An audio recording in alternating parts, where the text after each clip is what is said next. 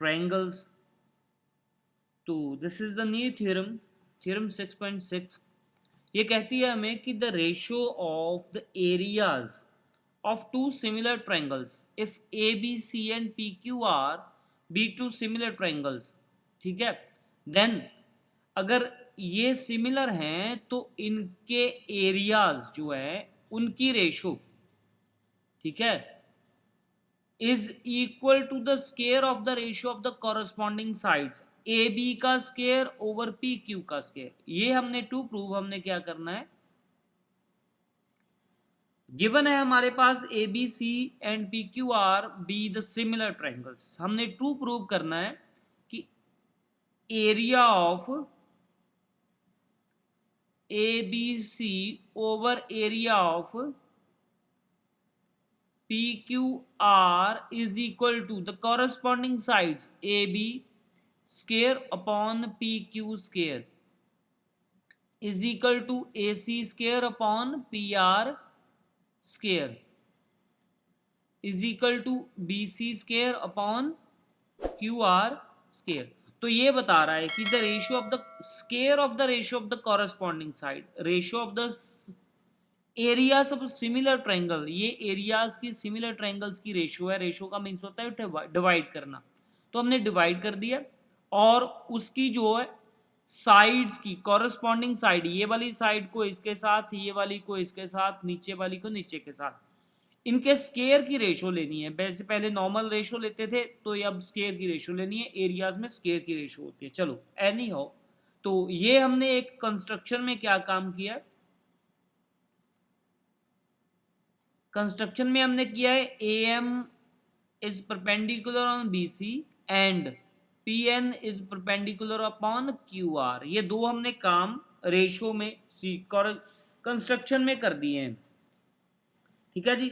तो अभी हम इसका एरिया निकालेंगे, ये वाली जो हमें लिखा है एबीसी का एरिया एंड पी क्यू के आर का एरिया है, दोनों एरियाज निकालेंगे और डिवाइड करेंगे। देखते हैं कि ये बनता है, अगर नहीं बनेगा तो फिर हम इसे बनाने की कोशिश करेंगे कि कैसे बनेगा ये, ठीक है। तो हम प्रूफ शुरू कर देते हैं यहां से। ये प्रूफ है हमारा। तो area of triangle A B C, तो उसका क्या होता है, हाफ बेस इनटू परपेंडिकुलर। अब बेस देखिए तो बी सी बेस है एंड ए एम परपेंडिकुलर है, similarly B C multiply A M, ठीक है जी। तो ऐसे ही area of triangle P Q R, उस पर भी हाफ बेस इंटू परपेंडिकुलर लगेगा, इसका बेस होगा Q R multiply P N, ठीक है। तो दोनों को डिवाइड करना है अब, ठीक है। ये दोनों को मैंने, ये लीजिए, ये डिवाइड भी साथ में कर दिया और हाफ के साथ बेटे हाफ कैंसिल हो जाएगा, तो ये बचेगा हमारे पास B C into A M upon Q R into P N, ठीक है। ये हमारे पास जो है वो बच गया। अब हमें चाहिए क्या है, A B upon P Q, जहाँ ये वाले तीनों में से एक प्रूव कर देंगे, बाकियों को हम सिमिलर कर देंगे।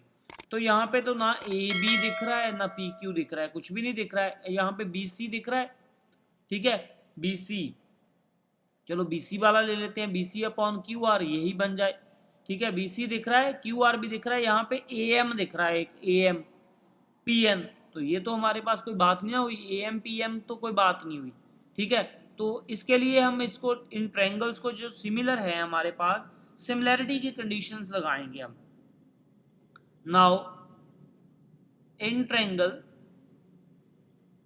जो भी हमारे पास राइट एंगल ट्रायंगल है उसका नाम है A B M and P Q N.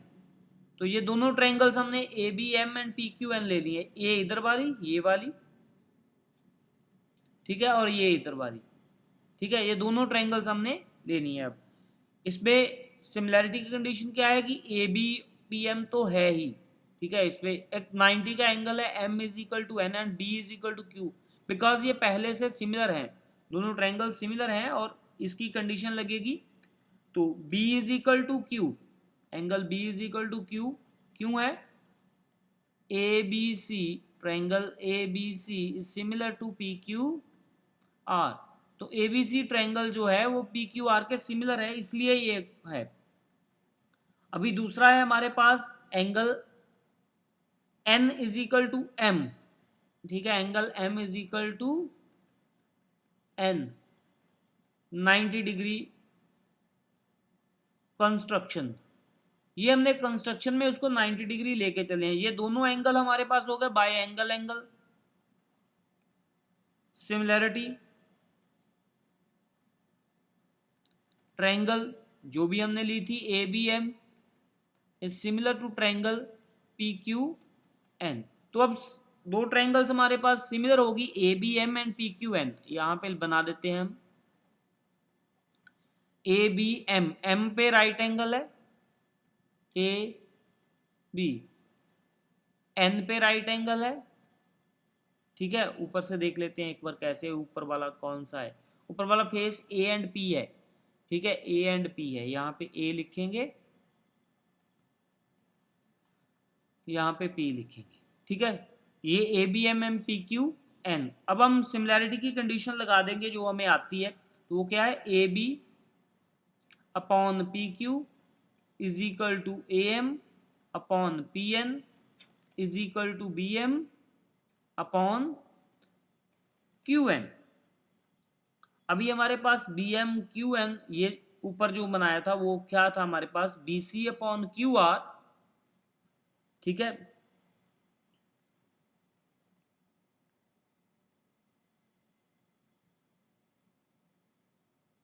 तो बन गया A B upon P Q.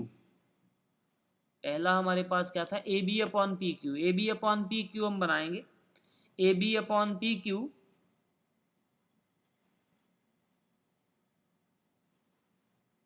ठीक है। तो एक हम पूरी ट्रायंगल लिखेंगे इस बार, वो क्या थी, A B C P Q R, ठीक है जी। तो इसकी भी सिमिलैरिटी, ये भी सिमिलर है, इसकी सिमिलैरिटी भी लगाएंगे। ये क्या आएगी, ए बी अपॉन, ये नंबर 1 हो जाएगी, ये नंबर 2 है, A B upon P Q,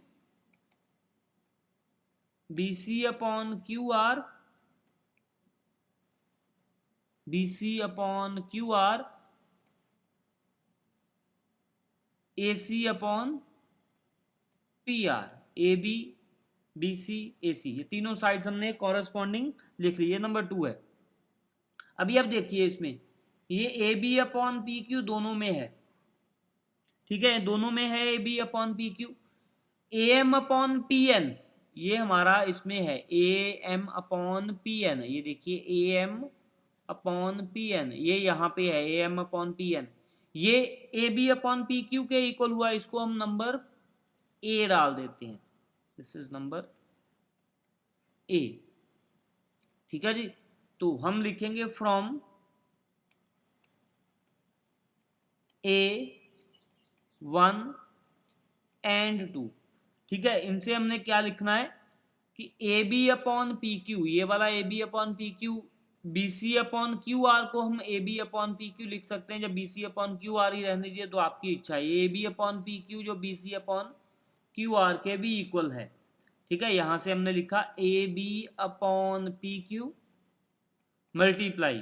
अब दूसरा हमारे पास क्या है, A M upon P N, A M upon P N भी A B upon P Q के इक्वल है, तो इसको भी हम A B upon P Q ही लिख देंगे, ठीक है, A B upon P Q ही लिख देंगे, ठीक है जी। तो ये हमारे पास आ गया A B square upon P Q square, तो हेंस प्रूव्ड हो गया, ठीक है। फॉर दूसरे जो हमारे पास 3 पार्ट्स है ना हमारे इसके, A C upon and B C upon Q R square, ये वाले हमने प्रूव करने के लिए सिमिलर लिख लेना है, for A C upon P R, A C square upon P R square and B C upon Q R square, B C square upon Q R square. From number 3, similarly we can prove it, ठीक है। तो इसको क्या है कि ए C upon Q are, किसके, ए सी, 3 number देखिए, 3 number equation कौन सी थी, ये 3 नंबर 2, ठीक है। तो 2 नंबर इक्वेशन देखिए, A B upon P Q को हम अब A B upon P Q हमने प्रूव किया ना, तो इसको हम B C upon Q R लिख सकते हैं। A B upon Q R को हम B C upon Q R लिख देंगे, कोई बात नहीं, ये दूसरा प्रूव हो जाएगा। इसको A B upon P Q को हम A C upon P R भी लिख देंगे, ये भी प्रूव हो जाएगा। तो हमने लिख दिया from number 2 similarly we can prove it, that's all, ठीक है। ये थी हमारी एक बड़ी इजी सी थ्योरम, ठीक है। तो इस थ्योरम के बिहाफ पे आपने इसके क्वेश्चंस आगे करने हैं, ठीक है। इसके क्वेश्चंस हम करेंगे इस थ्योरम के बिहाफ पे। थ्योरम आपको आनी चाहिए। थ्योरम बड़ी आसान है कि अगर हम रेशो लेते हैं एरियाज की, if two triangles are similar then we take a ratio of their areas is equal to the square of their corresponding sides. ये तो हुई बात जो मैथमेटिक है।